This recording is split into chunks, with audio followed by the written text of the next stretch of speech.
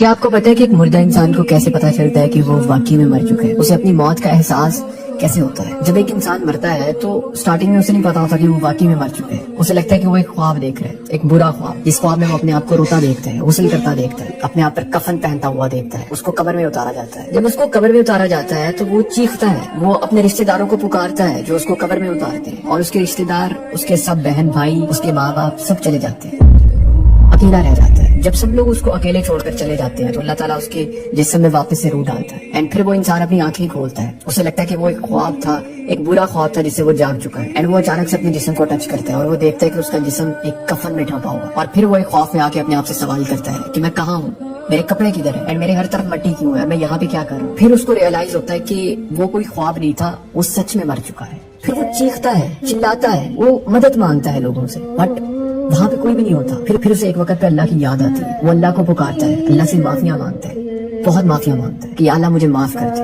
مجھے معاف کر دے. اس وقت اس انسان میں اتنا خوف ہوتا ہے کہ پوری زندگی اس نے اتنا خوف محسوس نہیں کیا ہوتا. اگر وہ دنیا میں ایک اچھا انسان تھا تو فرشتے آئیں گے, اس کو کمفرٹ فیل کروائیں گے اور اس کو بیسٹ سروس دیں گے. بٹ اگر وہ ایک برا انسان تھا تو اس کو مزید خوف میں ڈالا جائے گا, اس کو مزید ٹارچر کیا جائے گا.